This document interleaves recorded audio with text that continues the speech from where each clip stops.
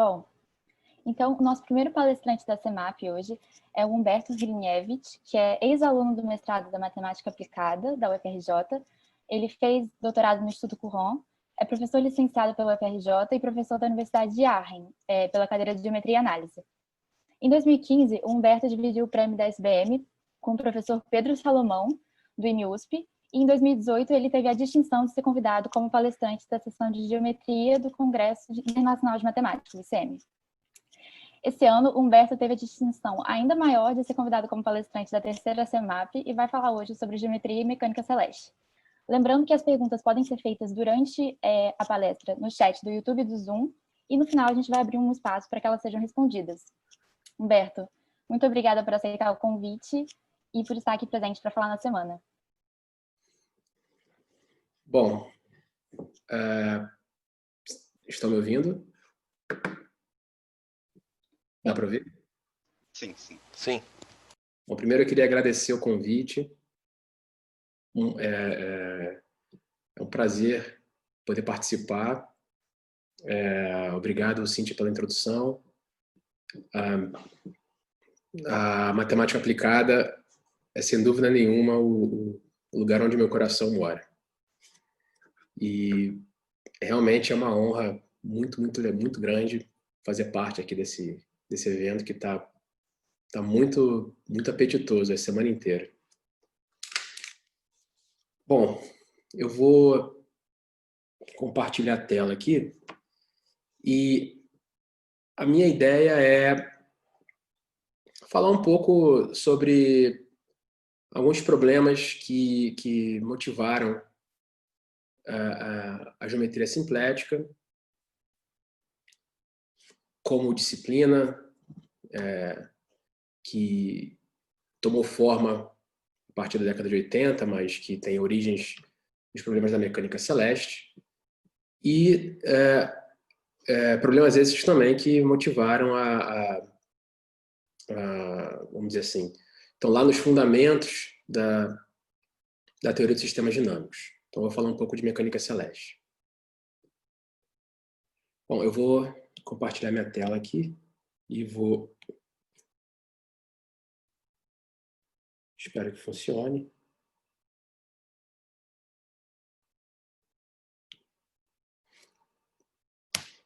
Vocês conseguem ver minha tela?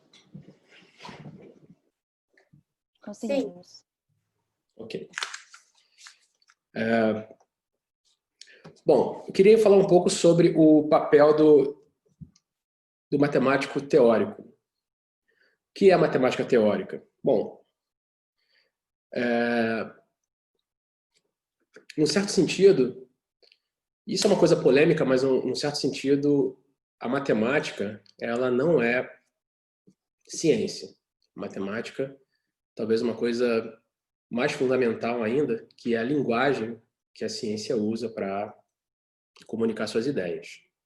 Mas a matemática, o matemático ele está livre, diferentemente do cientista. O matemático não tem por que estar preso à realidade. Ele não tem por que, diferentemente do físico, por exemplo, que tem que estar preocupado sempre em descrever a realidade, o matemático ele tem essa linguagem em mãos, ele pode descrever as ideias que quiser. Mas é claro que a matemática sempre, bom, desde o início, existiu como a linguagem da ciência, e a maior parte da matemática dita bem-sucedida veio por causa, veio para justamente ser uma linguagem útil ao cientista. Então, dito isso, deixa eu... ok. Começar então com falar um pouco da mecânica newtoniana e do ferramental matemático que o Newton teve que inventar para poder escrever suas ideias. Bom, então, imagino que nem todos sejam calouros, mas imagino que haja algum calouro aqui. Tem calouros aqui na palestra? Ou não? Imagino que sim, né? Eu não sei se os calouros podem falar, mas tem alguns calouros, sim. Ok. No Então, YouTube a galera também tá falando que tem calor assistindo. beleza. Então, por exemplo, esse é um exemplo mais clássico de linguagem que foi criada para ajudar o cientista, o físico, a, né, expressar suas considerações. Então, por exemplo, a gente pode pensar uma posição de um objeto em função do tempo e a derivada é o que a gente entende como variação infinitesimal, tá? De alguma função que depende de alguma outra variável. Então, no caso da posição e o tempo, sendo posição a variável dependente e o tempo a variável independente, a gente sabe que a derivada vai ser a velocidade.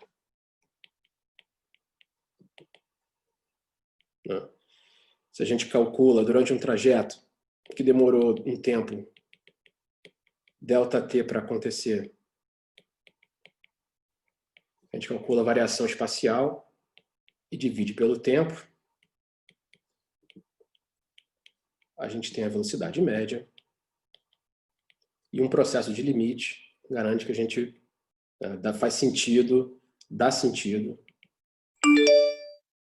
a noção de velocidade instantânea.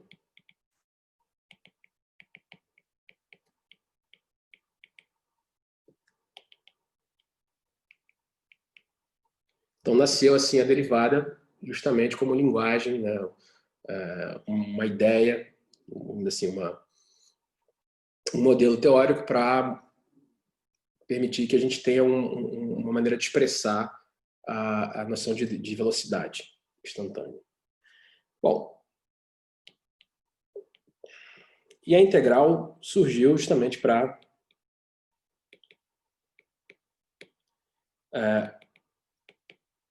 dar para a gente uma maneira de somar, né, variações infinitesimais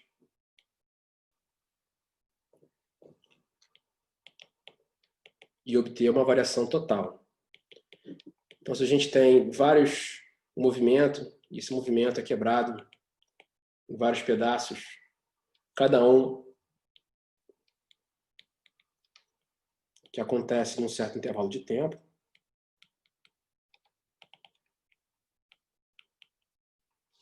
então, se a gente somar todas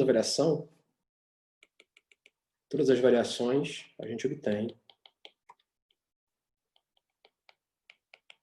a variação total. E fazendo um processo de limite, bom, a gente vê que cada variação ela é o produto da velocidade média com o tempo que demorou para acontecer.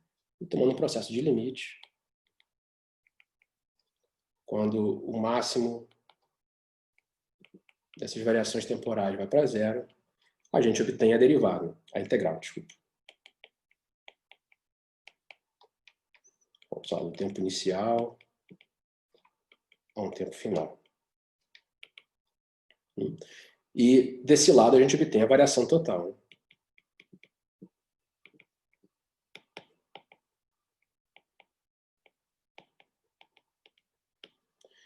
E, bom, praticamente como uma consequência das definições, segue o teorema fundamental do cálculo.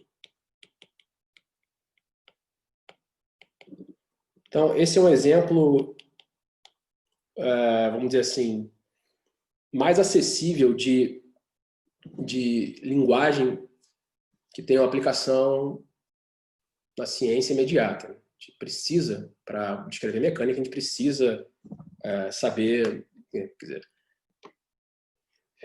vamos dizer assim, extremamente necessário e útil a gente ter a noção de variação infinitesimal e a noção de integral. Bom, só queria dar esse exemplo, que talvez seja, enfim, novidade só para os calouros, com certeza. E deixa eu continuar seguindo nessa linha, deixa eu continuar apresentando ideias matemáticas que aparecem de maneira, vamos dizer assim, são quase que impostas pela realidade para serem consideradas por um cientista. Bom, então deixa eu considerar o problema do movimento com vínculos. Então aqui a gente tem o problema aqui em mãos é o seguinte: a gente tem uma superfície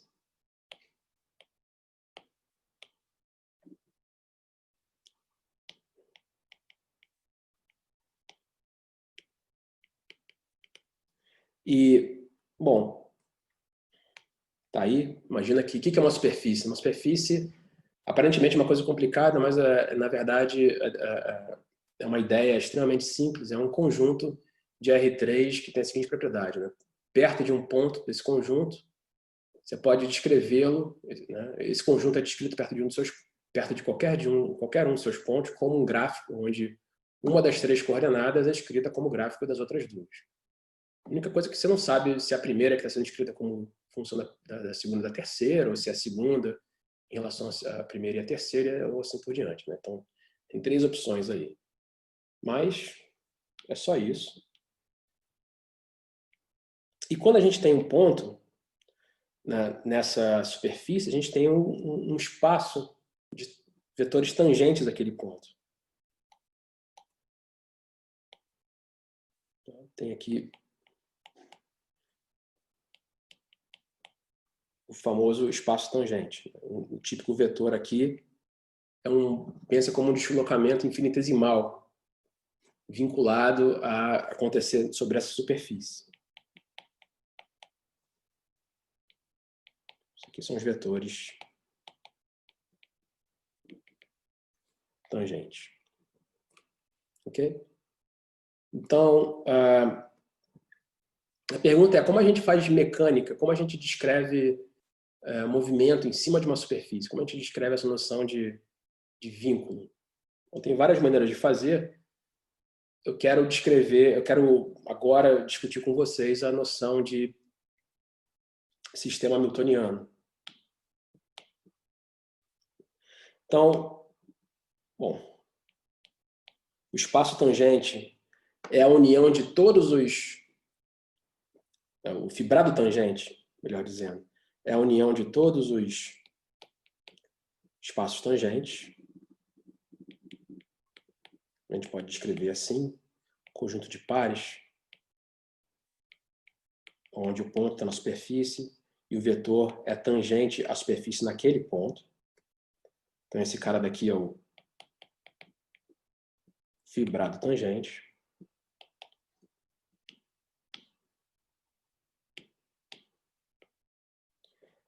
A gente tem um objeto dual,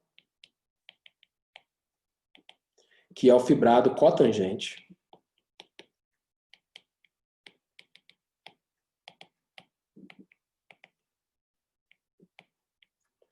Que é definido de maneira análoga. Agora, a gente toma pares onde a primeira coordenada é um ponto e a segunda coordenada é um elemento no dual. Esse aqui é o dual do espaço tangente naquele ponto.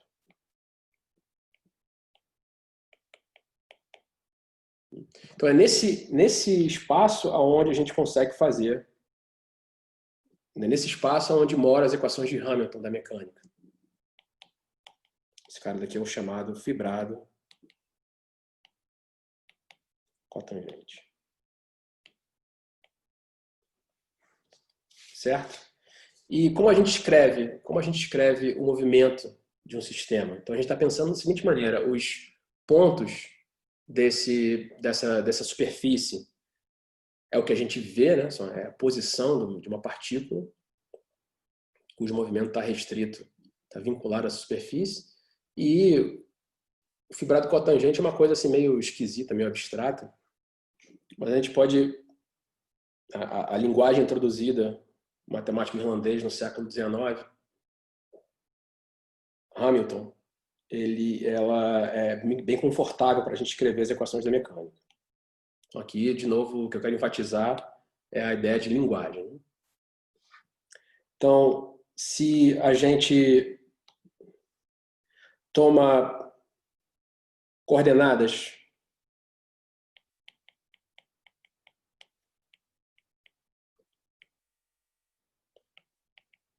locais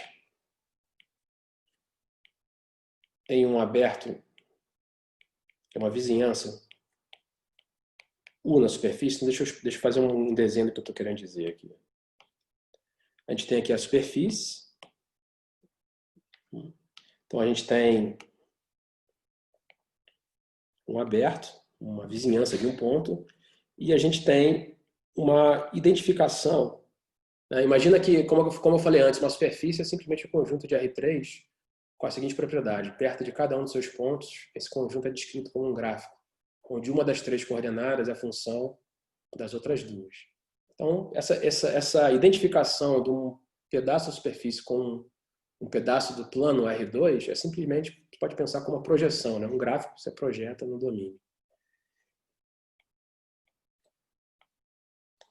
Então, a gente tem coordenadas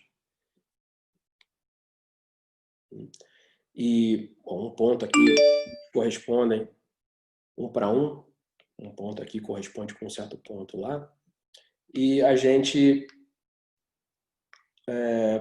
com essas coordenadas, a gente tem também uma base em cada ponto dessa vizinhança, né, onde você tem as coordenadas, você tem uma base do espaço tangente associado àquele ponto. Porque para cada vetor aqui, cada vetorzinho aqui faz corresponder a um vetorzinho lá, tangente. Então aqui eu vou chamar de ΔX, aqui é um vetorzinho V no espaço tangente daquele ponto. Como que é essa correspondência? Bom, simplesmente essa identificação, né, chama esse mapa aqui de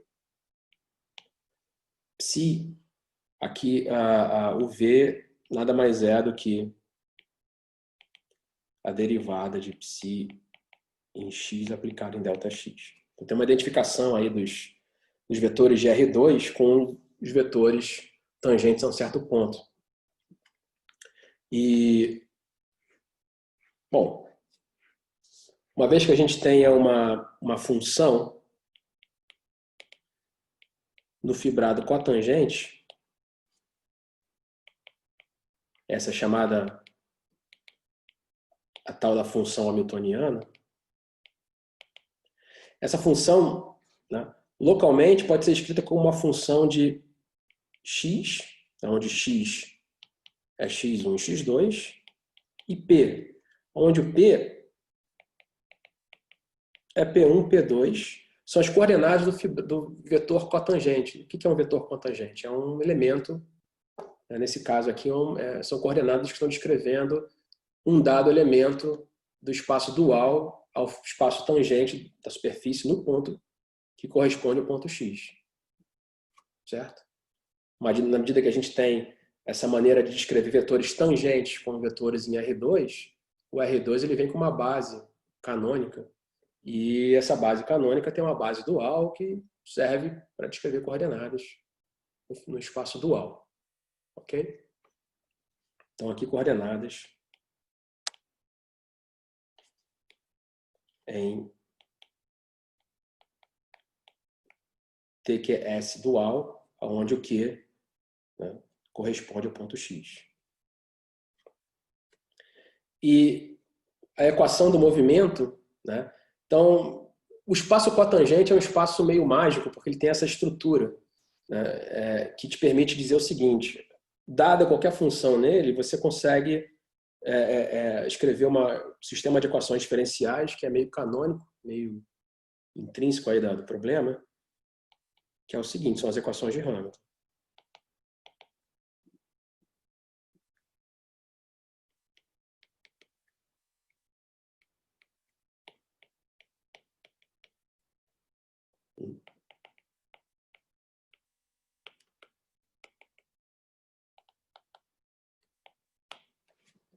E o que é interessante é que o que é mágico aqui é que tudo isso não depende das coordenadas. Se você toma um outro sistema de coordenadas, isso vai te dar uma gama de maneiras de representar de maneira diferente cada espaço cotangente, né, coordenadas diferentes, mas essas equações vão ser transformadas de forma a dar as mesmas equações nesse outro sistema de coordenadas. Então, esse sistema de equações diferenciais, ele é independente das coordenadas e te permite, então, fazer o seguinte: para cada função no espaço cotangente, você tem uma dinâmica, você tem uma maneira de evoluir os pontos do espaço cotangente de acordo com essas equações.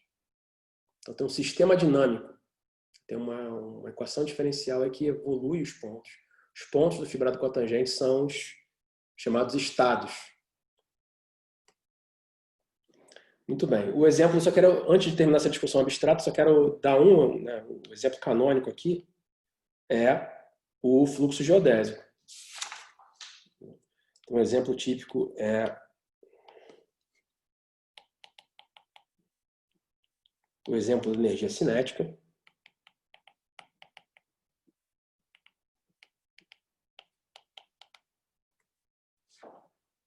Né?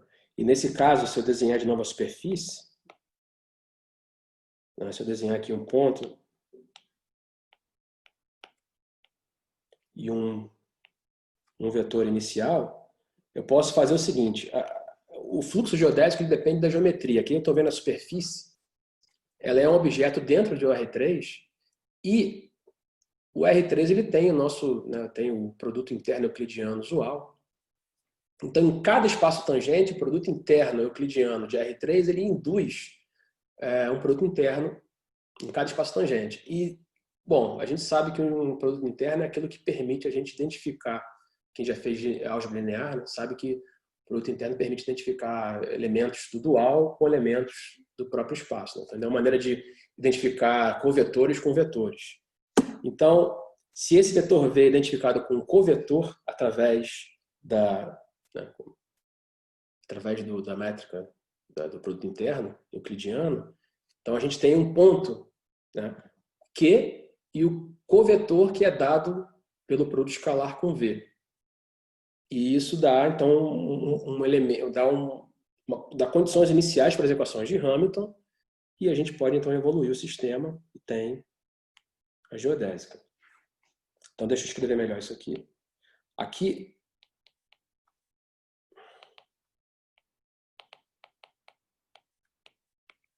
a função é simplesmente, pensando aqui, pensa que a partícula tem massa 1, para simplificar a história. Então, a energia cinética de um covetor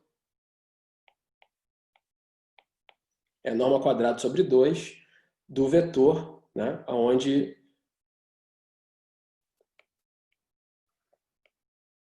que representa o covetor. Né? Representação com o produto interno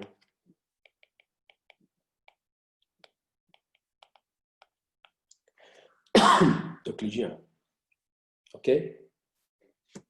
Então, que movimento é esse? Esse é movimento onde, né, o hamiltoniano é para ser pensado como energia. Então, aqui a gente está pensando em energia cinética pura e simples e nenhuma energia potencial. Então, esse é um movimento, vamos dizer assim, livre na superfície. As únicas forças são aquelas que mantêm a partícula na superfície. Então, nada mais natural de se esperar que as equações de Hamilton sejam exatamente equivalentes a... Minha caneta parou de funcionar. Ok. A equação que diz que a aceleração é sempre normal.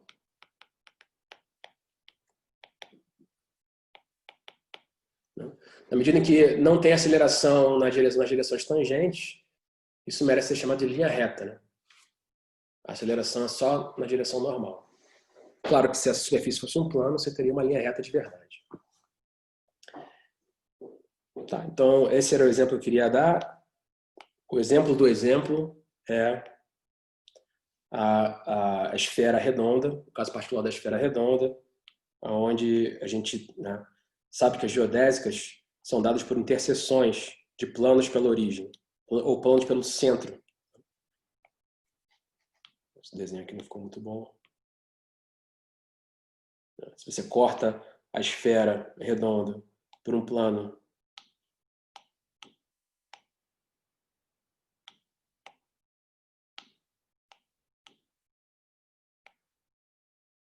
que passa pelo centro, você obtém aqui uma chamado grande círculo. E os grandes círculos são justamente as geodésicas, são justamente as curvas sobre a esfera que tem essa propriedade, né?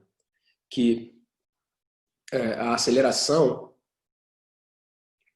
quando você parametriza por comprimento de arco, porque essa equação aqui, claro que implica que a velocidade tem norma constante. Então, quando você parametriza com velocidade igual, com velocidade constante, a aceleração fica só nas componentes normais. Então, esse é o exemplo do exemplo. São as geodésicas. Então, com essa linguajar, a gente consegue escrever qualquer sistema da mecânica clássica. Em algum espaço existe uma noção de energia e nesse espaço, né, no fibrado, quer dizer, a noção de energia que mora no fibrado cotangente do espaço onde você está olhando. Esse espaço é uma coisa bem abstrata, você pode pensar em variedades, enfim, isso não faz diferença.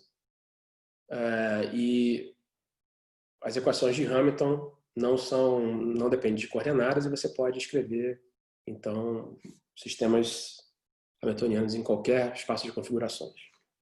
Enfim, esses eram os exemplos que eu queria discutir para motivar da onde que vem a geometria, né, diferencial. Por que geometria diferencial? Enfim, deixa eu fazer um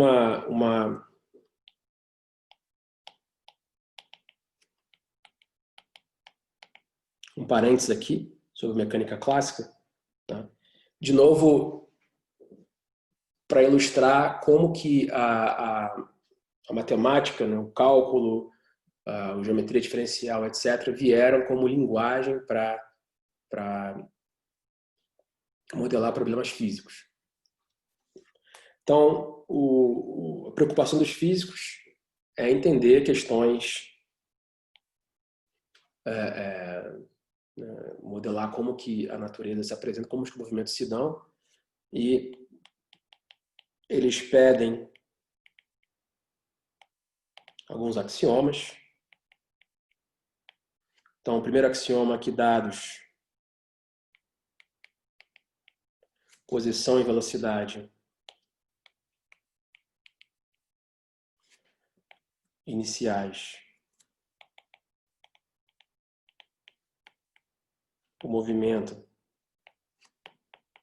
fica determinado. Esse é um axioma que o físico pede e o matemático tem que criar um modelo.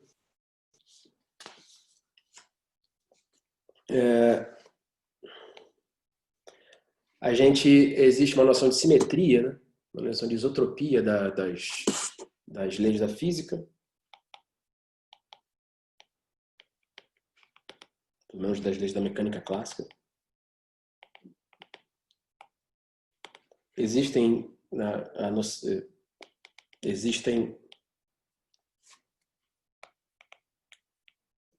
sistemas de coordenadas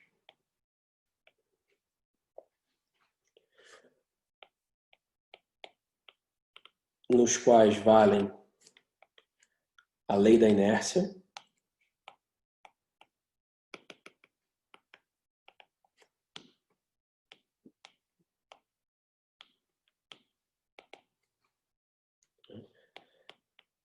se não há forças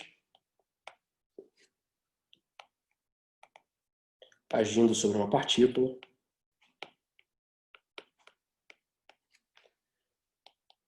esta se move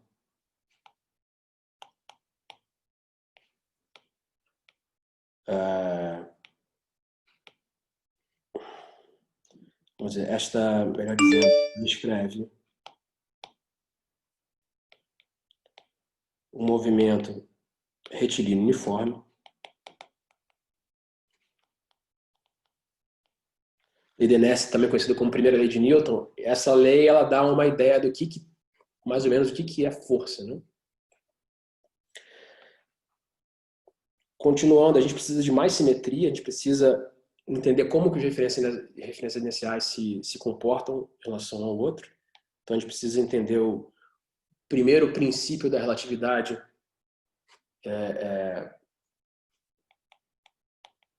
muito antes do de Einstein. Princípio da relatividade de Galileu, que diz o seguinte: se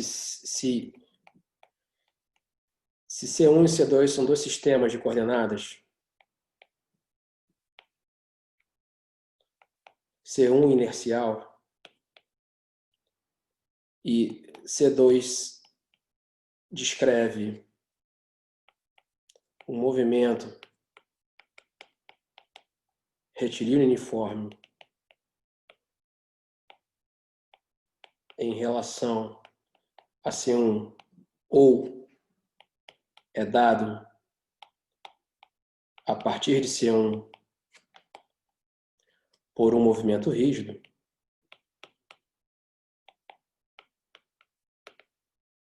então, quer dizer, essas hipóteses implicam que C2 também é inercial. A gente precisa saber como trocar de coordenadas entre os sistemas de coordenadas onde as leis da física são, vamos dizer assim, devem ser escritas, né? Movimento rígido, esse é um bom exercício para o pessoal que está estudando análise e álgebra linear. Movimento rígido é uma isometria do espaço euclidiano, né? Quer dizer, é uma transformação do espaço euclidiano que preserva a distância entre pontos. E é legal provar que o movimento rígido é uma aplicação afim. Não só qualquer aplicação afim, é uma translação composta com uma isometria linear. Então, se você tem um movimento rígido que fixa a origem, você consegue um eixo de simetria e o movimento acontece simplesmente com uma rotação em torno desse eixo. Bom, dado isso, a gente tem o modelo em si.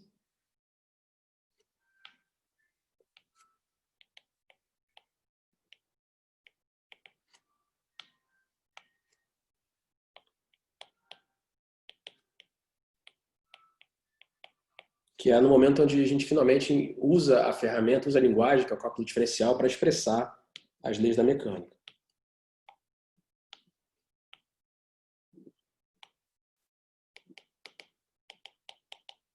A gente finalmente descreve bom, x é a posição, x ponto é a velocidade, então a variação da velocidade é a aceleração.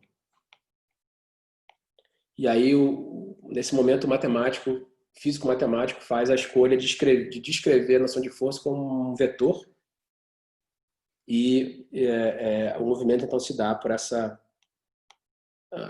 nessa postulado de que a aceleração é proporcional à velocidade. Essa constante de proporcionalidade é uma propriedade da própria partícula, não depende de mais nada.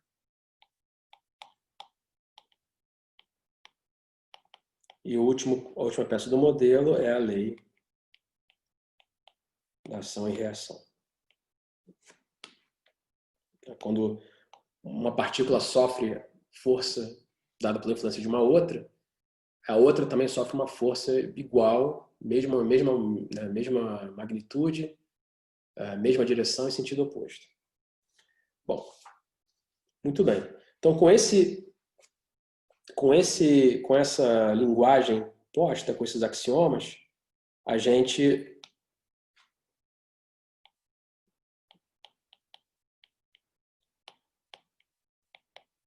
pode acompanhar o Newton e tentar descrever o seu esforço de descrever a gravidade. Então, as interações gravitacionais. Então, a gente tem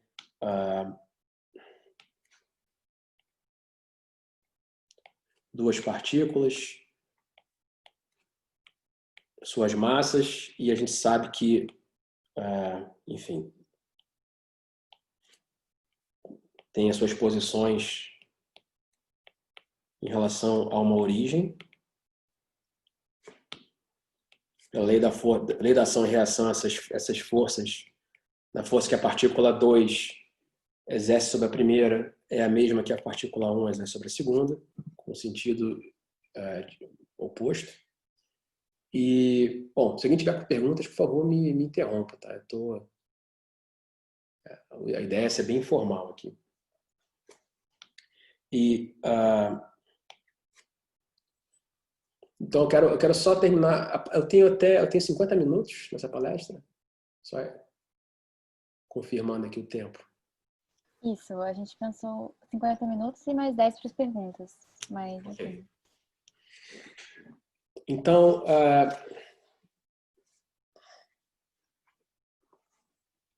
quero só dar mais um exemplo na geometria diferencial. Ela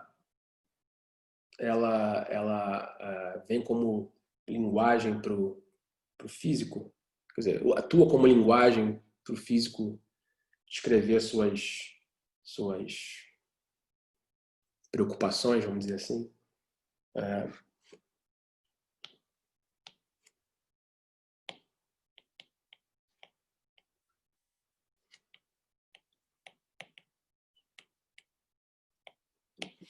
Vamos olhar para o sistema onde você tem duas partículas e mais nada, exatamente como a nossa figura aí em cima.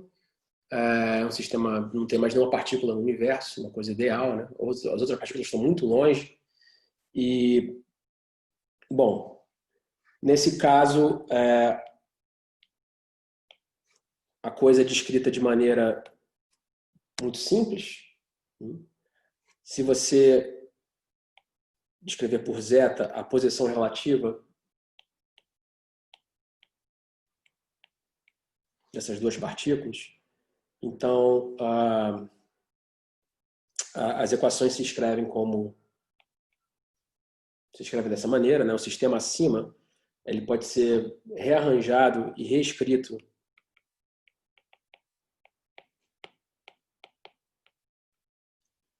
dessa maneira, essa equação diferencial é chamado o famoso problema de Kepler. E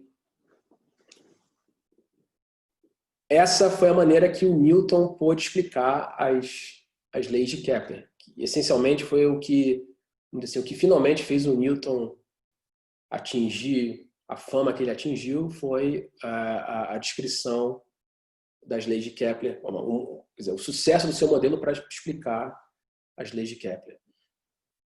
As leis de Kepler são as seguintes. Você tem essa posição relativa, se a gente descreve ela em relação, né, esse vetor zeta baseado na origem, a primeira lei de Kepler diz que o movimento, pelo menos para certos, vamos dizer assim, valores da energia, esse movimento se dá numa elipse e a origem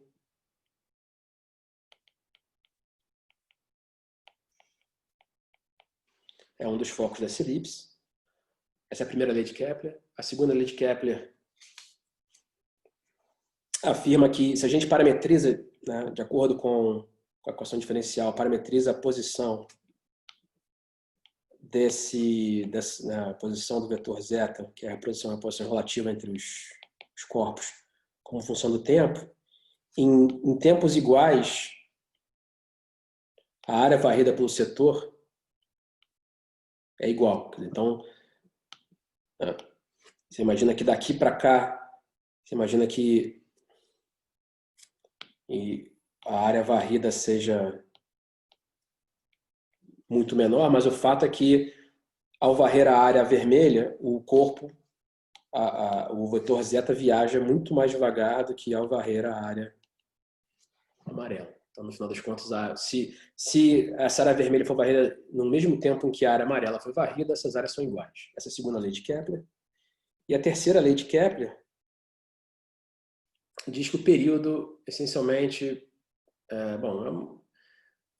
afirma que o período é proporcional ao cubo do semi-eixo maior da elipse. E descreve, né, um fenômeno que já estava bem compreendido na época do Kepler. E, bom, a solução, a explicação das leis de Kepler foi o que finalmente fez a comunidade ver que aquele modelo era o modelo correto. Então, esse sempre é o papel do matemático teórico, modelar ideias. Então, eu só quero fazer uma conta, porque uma palestra sem contas, o professor Felipe já dizia, não é palestra. Então, em vez de ficar fazendo desenhos, eu quero fazer uma conta para mostrar como que aparecem, qual é o link entre as leis de Kepler e a geometria.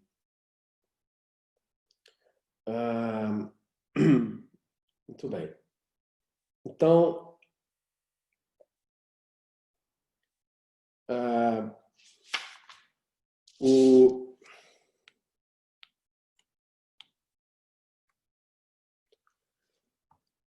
a gente tem o hamiltoniano, como se a energia é dado pela energia cinética. Estou assumindo que a massa... Bom, enfim. Uma energia cinética meio normalizada aqui. Energia cinética mais potencial. Esse termo daqui é o potencial do campo gravitacional gerado por esse centro. E a ideia é fazer o seguinte truque. A gente introduz um outro hamiltoniano, K,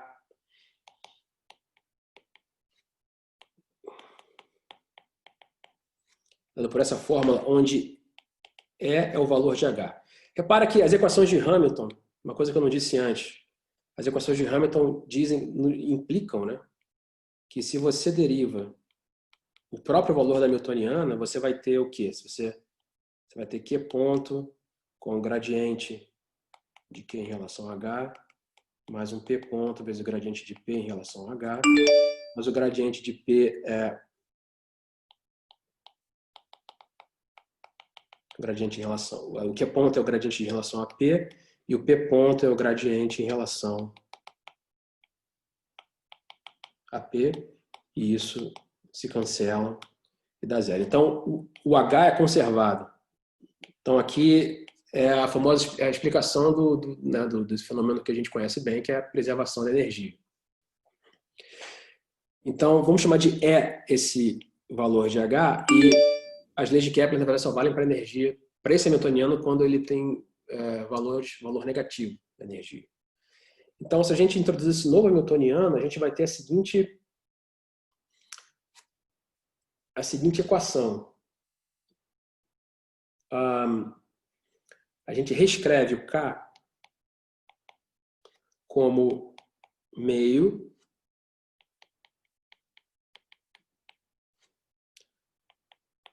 P quadrado mais 1 vezes norma de Q menos E mais meio norma de Q menos M1 mais M2. Essa é a fórmula do K. E se a gente, então,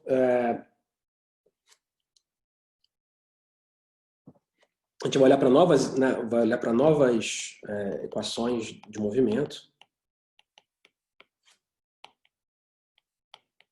gente está trocando essas equações.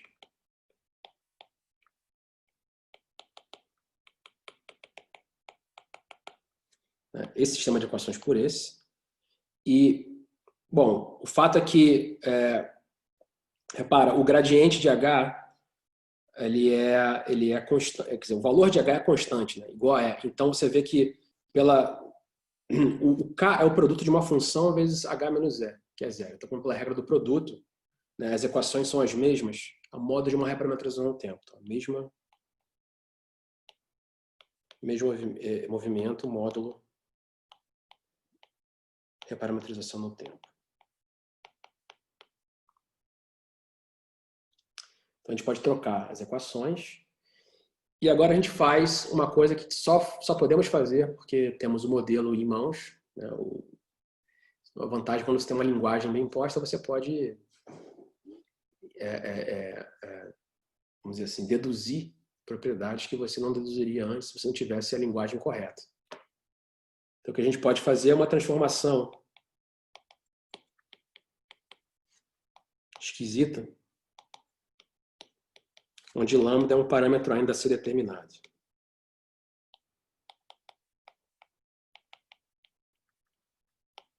O lance é que essa transformação, essas novas variáveis x e y, elas são...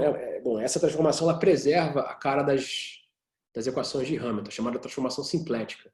Então, a geometria simplética é justamente a geometria das transformações que preservam as equações de Hamilton. Então, esse aqui é um exemplo de transformação simplética. E feito, uma vez que se a gente fizer essas substituições, a gente vai chegar no seguinte.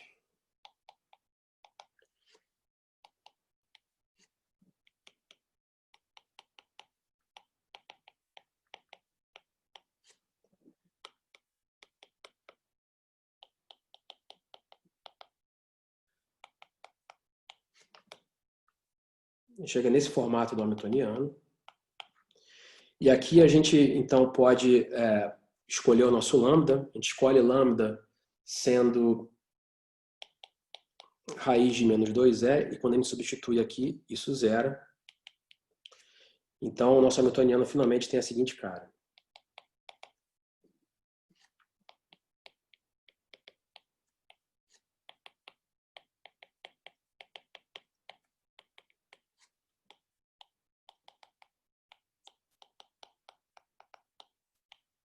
Então, o meu tempo acabou, mas eu pedi só mais uns 2 minutinhos para terminar essa dedução.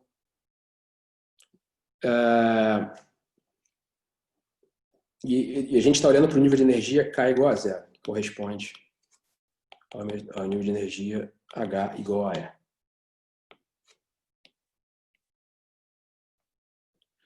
Bom, aqui é interessante olhar para essas equações. Quem tem experiência com a projeção estereográfica vai olhar para essas equações e vai reconhecer justamente as equações do fluxo geodésico sobre a esfera redonda. Então, se a gente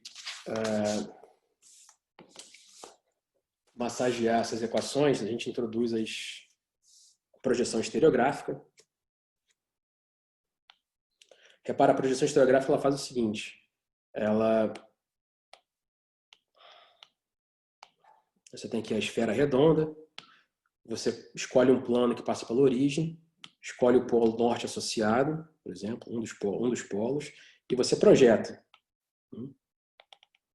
Você corta a esfera num ponto, e esse raio, a partir do polo norte, e esse raio corta de novo o plano verde num pontinho. E o ponto no plano verde é dito a projeção estereográfica do ponto onde a gente cortou a esfera. Então, se a gente denotar esse ponto como Xi1, Xi2, Xi3, né? Então a gente tem que olhar para o nosso H aqui.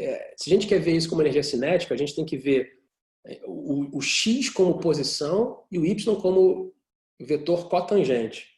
Então a gente tem que introduzir aqui também o nosso vetor cotangente na esfera. que é representado por um vetor normal ao ponto, dado, né, dualidade, dado pela métrica, dada pelo produto euclidiano. E, bom, a gente substitui aqui as equações da transformação esferográfica.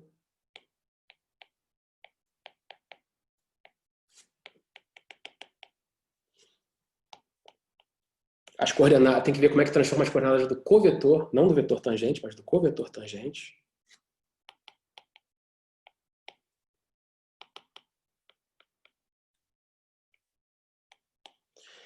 E, bom, quando você aplica essa substituição, a conclusão é que a equação K igual a zero se traduz, quer dizer, essa quantidade aqui, né, meio norma de x² mais 1 y, se traduz exatamente na norma do vetor eta. Então, fazendo essa substituição, a gente tem o nosso hamiltoniano sendo uma constante, e a gente tem eta igual a... Bom, o K fica igual a isso aqui.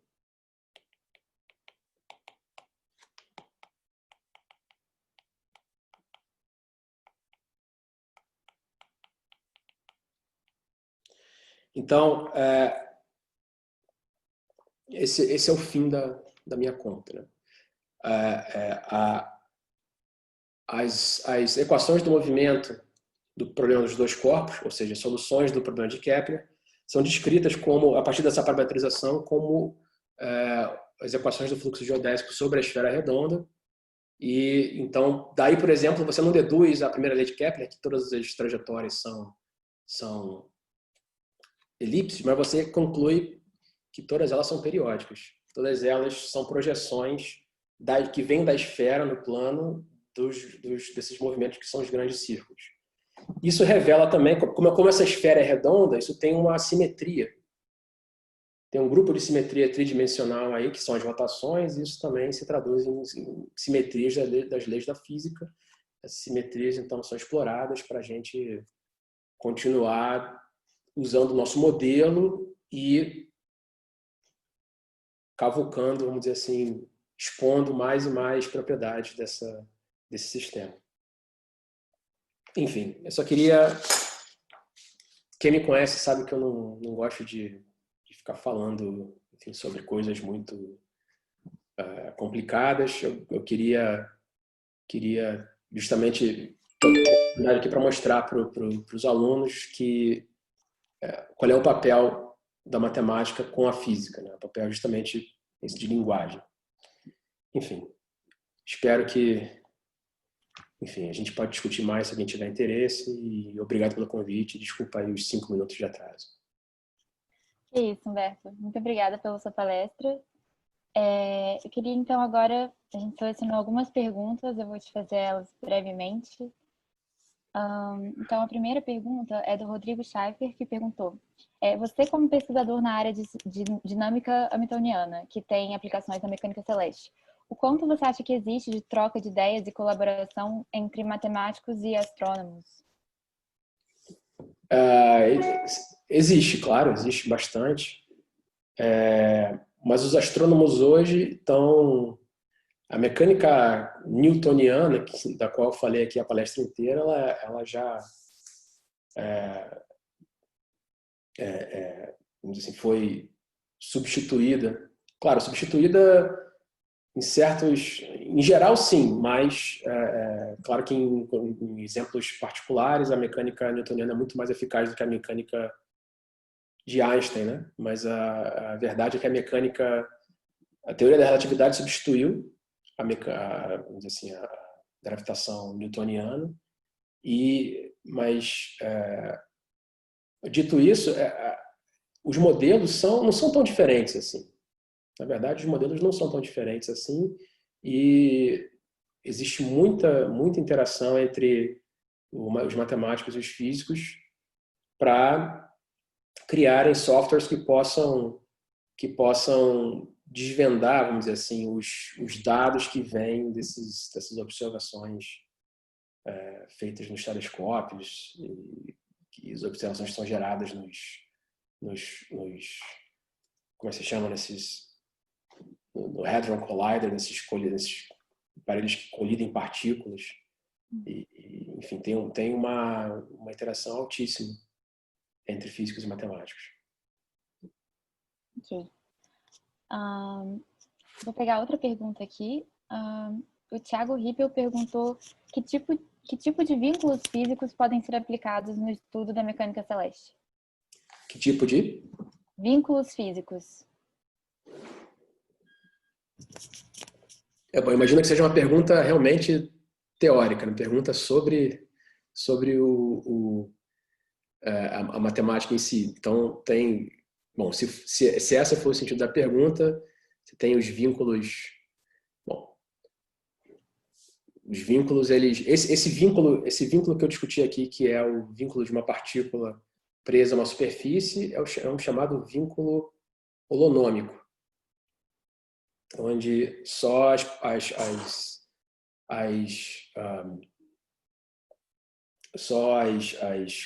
coordenadas de configuração estão presas a esse vínculo. Mas existem vínculos mais gerais, vínculos não holonômicos, e existem maneiras também de modelar esse tipo de vínculo. Os especialistas no Rio de Janeiro disso são bom, talvez o mais notório seja o professor Henrique Bustin, do INPA, que estuda de geometria de Poisson e estuda a teoria por trás desses tipos de vínculos mais gerais. Você tem na UFRJ, você tem o professor Alejandro Cabreira, que também é super especialista nesse tipo de teoria. Na UF tem a professora Paula Balseiro. Todos eles são excelentes professores. Enfim, quem quiser pode correr atrás deles, que eles são fonte riquíssima de informação. Ok. O Alejandro vai estar, inclusive, presente na mesa de modelagem na quarta-feira, então, só fazendo uma pequena propaganda aqui. E, bom, tem mais uma pergunta que só um instante. Qual seria um bom caminho? O Fábio Ramos Manhães, né, perguntou qual seria um bom caminho para quem já se graduou e está interessado em fazer pós-graduação nessa área. Dicas de cursos. Dicas de cursos de mestrado? Acredito que sim, pós-graduação. Bom, geometria diferencial e física, né? Bom, mas que o IEM não oferece, talvez, nenhuma outra cadeira de física, mas a geometria diferencial e geometria simplética. Okay. São as dicas, né? Principalmente até, quer dizer, bom, a geometria diferencial ela é um curso chave até como aluno você conseguir desvendar, entender os seus próprios gostos. O aluno ele está nesse processo de experimentar, de tomar contato com as diversas matemáticas, e a matemática aplicada ela dá essa chance melhor do que ninguém, melhor do que qualquer outro curso. Então, o curso de geometria diferencial ele abre muito os horizontes para a matemática abstrata. Ok. Vou levar esse conselho para mim também, então. E aí, o Maicon Serrão fez uma última pergunta, que é se o senhor poderia disponibilizar esse arquivo após a apresentação. Posso. Tá. Tá bom. A gente, então, enfim, conversa depois sobre como a gente faz isso. Se você quiser passar seu e-mail alguma hora, ou a gente pode disponibilizar no nosso site também. Tá bom. Tá bom. E acho que é isso, então. Queria agradecer novamente, Humberto, pela sua presença, pela sua palestra. Queria agradecer também as mais de 300 pessoas assistindo no YouTube e no Zoom. E acho que é isso. Então, agora a gente vai passar daqui a pouquinho para uma entrevista com a Stefanella Boato.